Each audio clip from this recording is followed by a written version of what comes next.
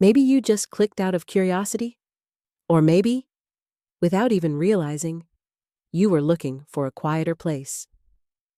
Somewhere the words arrive gently, and even silence has a voice. I wrote this story with care, like threading together memories, hurt, and small truths, hoping that somewhere in between, you might see a part of yourself. If that happens, even just for a moment, stay a while. Listen for as long as you'd like. And if you feel like it, leave a trace. It doesn't have to be much. Sometimes a simple "I'm here" changes everything. And if this story speaks to you, feel free to share it. Or pass it on quietly, like people do with things that matter. I'd always imagined the day I told my parents I was getting married would be emotional, maybe even healing. In reality, it was just a quiet ping on my phone. I didn't call them. I couldn't. After years of distance, of birthday cards sent late, and conversations that felt like formal interviews, I didn't have the courage to hear indifference in their voices, so I typed out the message instead.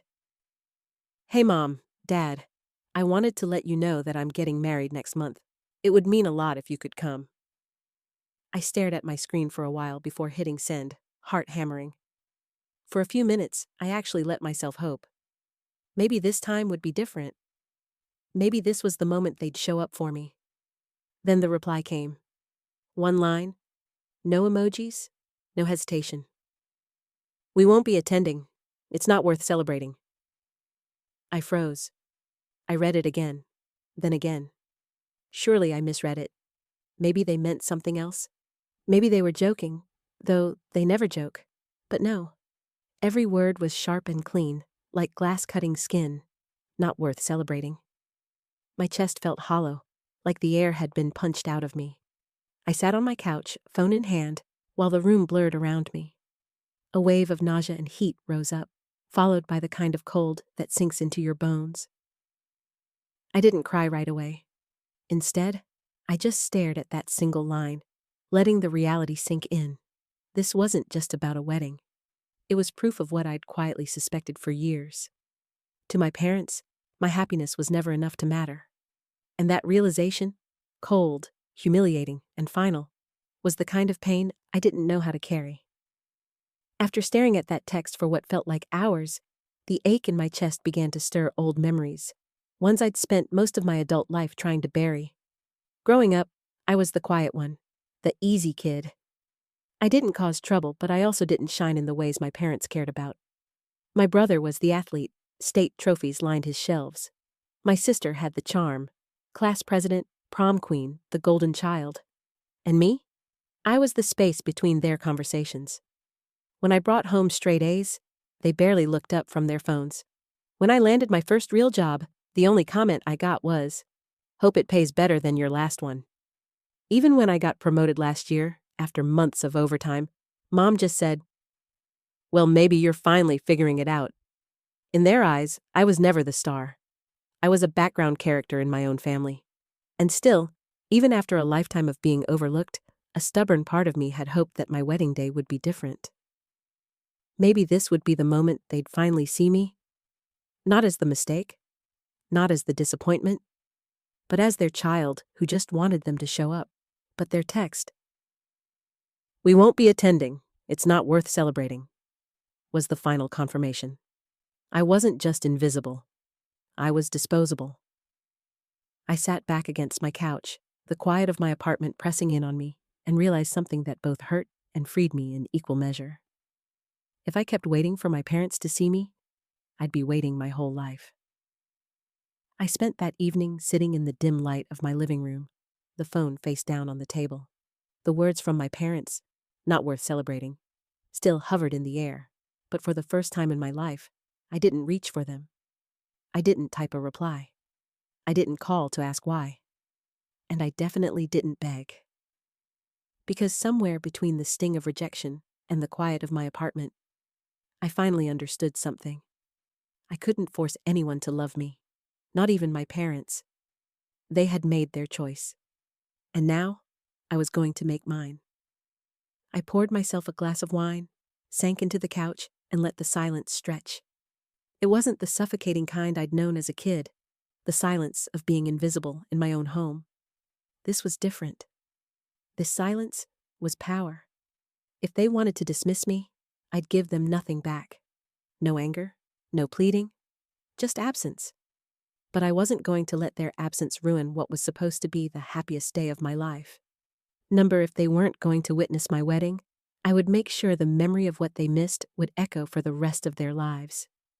I pictured it in my head, the golden lights, the garden in full bloom, my friends and chosen family laughing, cheering, crying happy tears. Every hug, every dance, every moment captured in stunning detail. Proof of a life and love worth celebrating.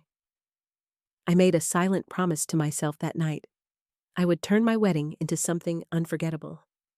A day so radiant, so full of love, that the absence of two people would feel like nothing until they saw what they'd thrown away.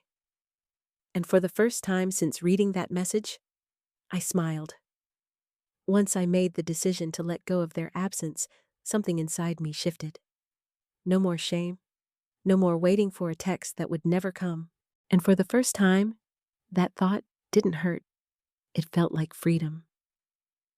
A week after the wedding, the garden flowers had wilted, the lights were taken down, but the glow of that day still lived in my chest.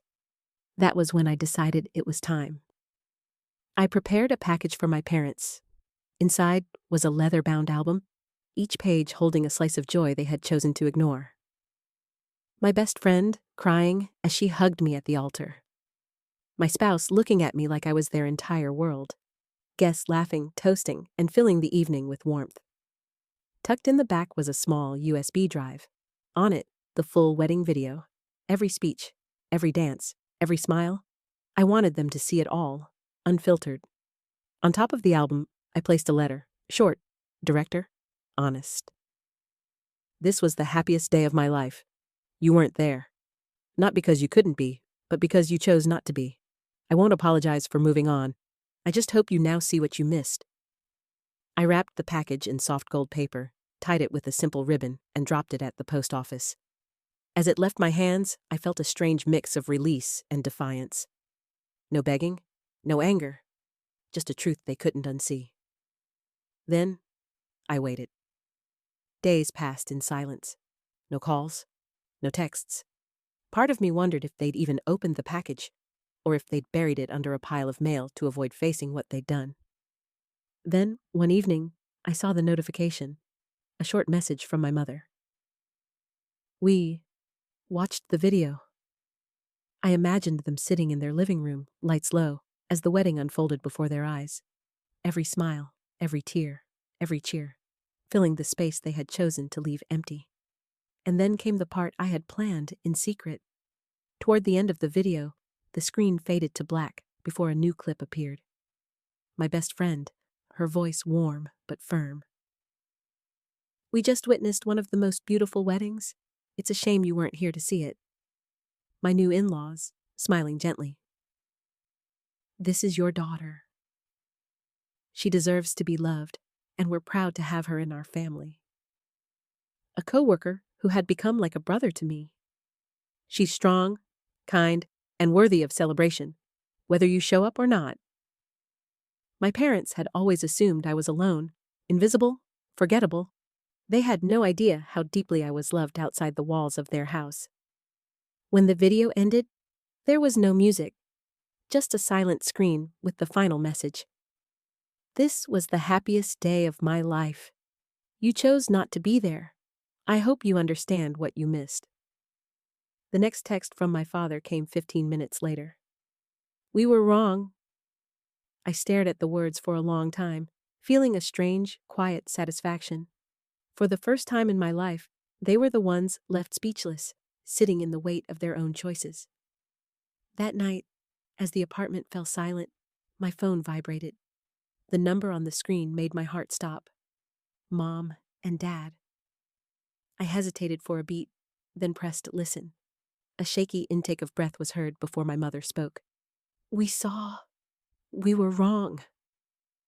Behind me, my father's voice was hoarse and deeper than I had ever heard it. We should be there. There is no excuse. They were both silent for a long moment. I could hear the clock in their living room ticking through the phone. For the first time in their lives, they didn't try to justify, blame, or mock. I leaned my head against the wall, closed my eyes, and realized I no longer waited for these words to feel complete. I was happy on my wedding day without their recognition. The smiles, the hugs, the congratulations from my new family all filled the void they left behind. The call ended with a vague promise from my father. If you're ready, we'd like to meet you, to apologize properly. I did not answer immediately, just whispered, I will think about it. Then I hung up, a sense of relief washing over me. For the first time, the conversation ended in their silence, not mine. After that night call, I no longer waited for messages or appointments from them. I let my parents find their own way to make amends, but my heart was no longer dependent on approval. Every morning when I wake up, I look at my partner sleeping next to me and smile. My happiness is no longer tied to those who choose to stand outside of it. The final lesson I learned was clear. True love is presence. My parents chose to walk away from the happiest day of their daughter's life. The pictures in the wedding album, the bright smiles, the tight hugs, all became proof that I could still be loved and cherished, even without them. And I know one thing for sure. Every time they open that USB again, they will remember for the rest of their lives what they missed.